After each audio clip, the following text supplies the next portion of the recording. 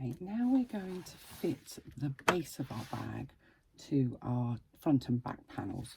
Now we're going to start and finish our stitching 3/8 of an inch away from this short end. So to make that easier for myself, I've used my ruler and I've actually made a tiny dot that is 3/8 of an inch in and 3/8 of an inch from this side.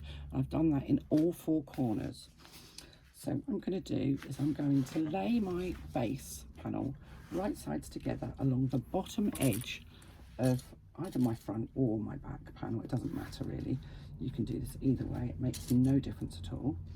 And I am going to clip it in place, matching up the corners at both ends, just to make sure this base panel should be exactly the same width as the panel that your front and back panels are. You can pop as many clips as you want, and you can see that fits perfectly. There's no overlappy edges. So I'm just going to stitch that in place using a 3/8 of an inch seam allowance, starting at the 3/8 of an inch mark that I made. So it's 3/8 of an inch in from the edge, and I'm going to finish at the 3/8 of an inch mark as well. So just a couple of back stitches to start with, just to secure my stitching.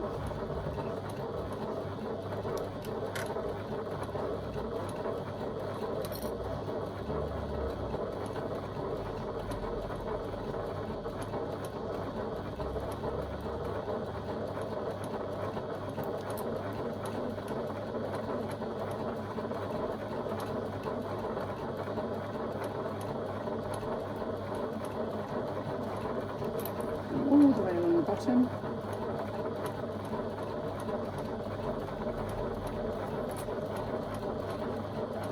Until I get to that 3/8 of an inch mark that I made at the other end, and I'm just going to back stitch a couple of stitches. You can see that I've stopped stitching and started stitching not quite at the end. Now we're going to use a seam ripper to remove the basting stitches from the base.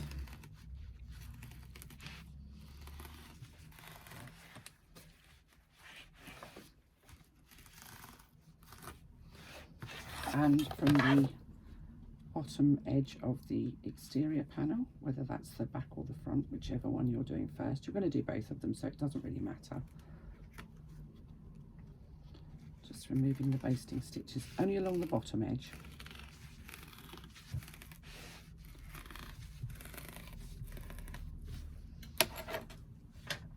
And then trimming the foam from the seam allowance.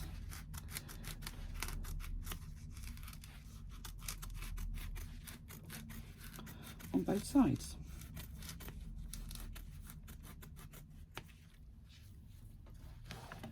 It's worth going back and just seeing if there's any more that you can take off, especially if you've used faux leather on the base, because then it just helps to keep the seam between the side and the bottom nice and clear. So we've taken all the foam from there.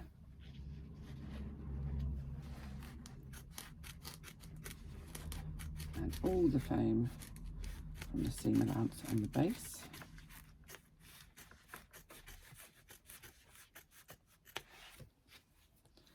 And again, just going back in to take off any extra.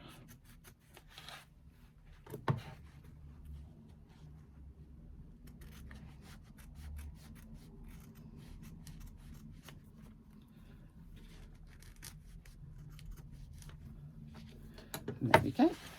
So now I can put some threads and things there. Now I can open that up. I'm just going to finger press it because obviously this is faux leather, so I can't iron it. And what I'm going to do is I'm finger pressing so that the seam allowance is towards the base. And I'm going to make a tiny mark that is 1/2 an inch in from the edge.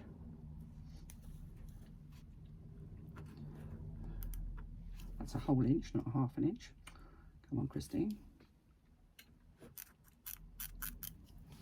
On both sides, and that's where I'm going to start and stop my top stitching. I am a great one for eyeballing, it has to be said, but sometimes it's better to actually measure, and in this instance you can see I've just made that little mark. Now I'm going to push the seam allowance behind down towards the base, so it's coming this way towards the base, and then I'm going to top stitch down the side of this panel. I'm going to top stitch on the base and not on the side, not on the front of the bag. So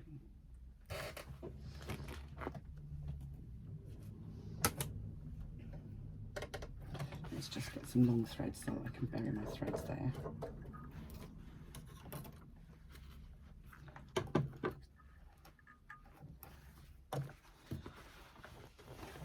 So I'm pushing the seam allowance towards the base, and I'm going to top stitch 1/8 of an inch away from the edge, and I'm top stitching on the base of the bag. So I'm just going to strengthen my stitch a little bit. Because this is faux leather, I'm having to put my hand underneath to make sure that the seam allowance stays where I want it to be. Where's my pedal gone? There it is.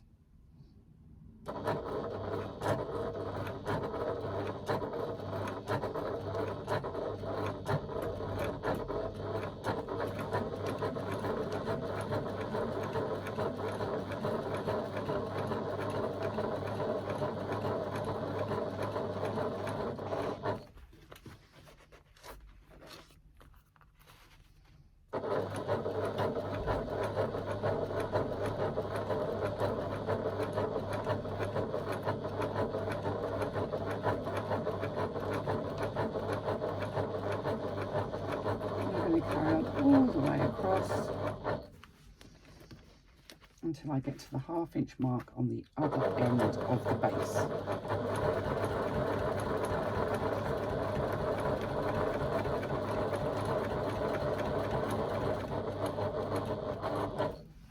Raise my needle, pull my work out.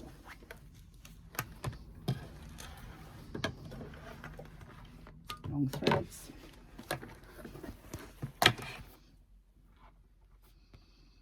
And I'm going to just take those threads to the back.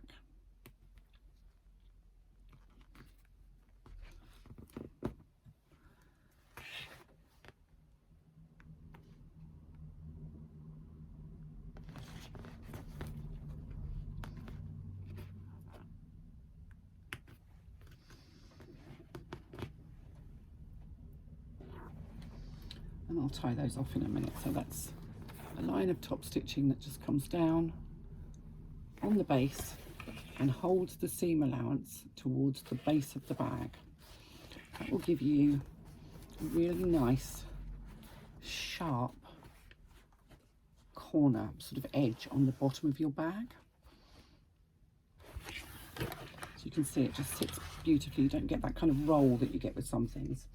So we're going to do exactly the same to fit the base onto the other half of your bag, whether that's the front or the back. So my instance, it's the front, and I'm going to lay my base right sides together with the front, and this is where things start to get a bit more complicated, just because of the sheer volume of this thing. You're actually creating what is a very large panel. So move things like your little pot of clips, because you will end up with them all on the floor as you stitch past, and the bag kind of sweeps things off. So again, I'm going to stitch from the 3/8 of an inch mark to the 3/8 of an inch mark in exactly the same way as I did just now, using a 3/8 of an inch seam allowance, just reducing my stitch length down a little bit.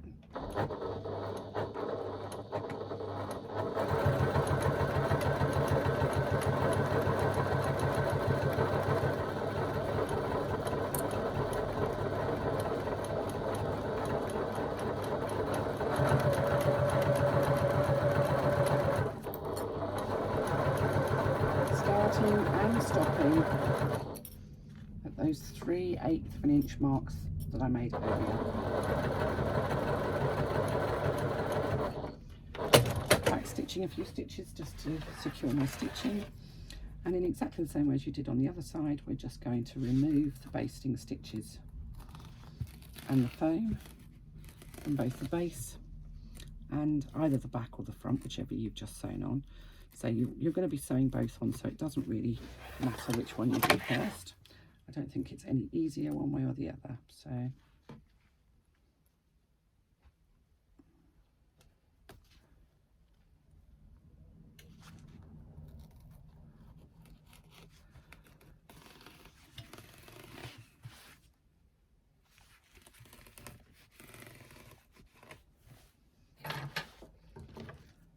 that's the stitching removed.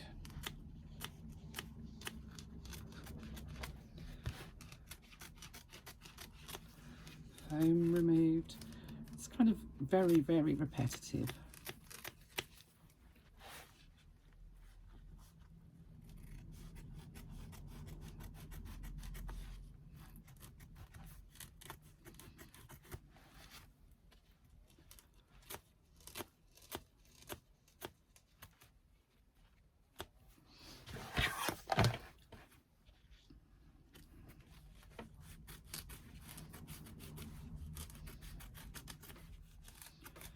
You must make sure that you remember to start and stop your stitching at those 3/8 of an inch marks. If you don't, then you won't be able to get the sides of your bag on. So there is method in my madness, albeit a little peculiar. With every pattern I try and give a different construction method, and what I like about this is that you get really sharp angles on the bottom of the bag, because this is quite an angular bag, using this particular construction method. So I definitely really like it. So let's again push that seam allowance towards the base of the bag. I'm going to make those little marks that are 1/2 inch in, so that I know I don't stitch too far,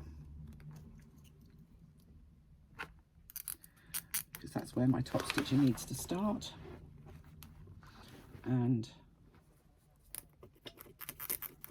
finish. So again, I'm just kind of push the seam allowance towards the base of the bag, and because this is such a big bag, I'm kind of having to fold this up a bit now to get through my machine. This machine does have a fairly good throat space because it's actually a quilting machine, whereas if you're using a more traditional domestic, you may find that you have to fold it even a little bit more, so roll up this part to get it through.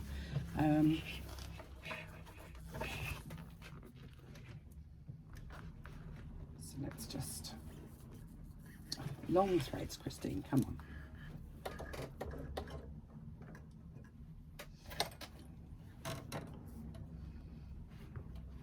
It's funny, isn't it? You think something becomes habitual, but when you're actually doing it, trying to think of what your audience is thinking and what they're seeing, sometimes you just forget the very basics. And again, we're going to top stitch along this side of the base using an 1/8 inch seam allowance, and we're stitching on the base, not on the side. And just pushing that seam allowance from the side and the base towards the base.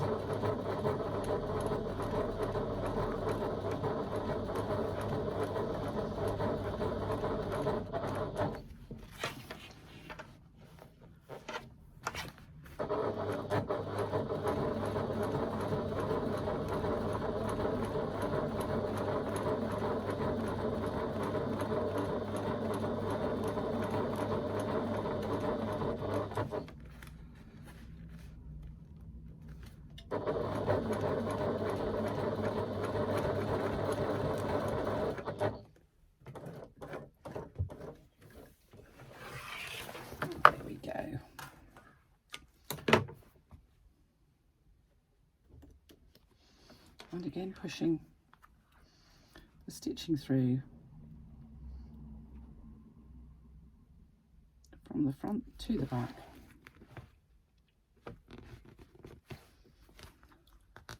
And tying off. I will carry on and tie those off, and I will come back to you and we'll look at how we fit the sides. And we're almost to the point where we're actually constructing the outside, and that's when things start to get really exciting.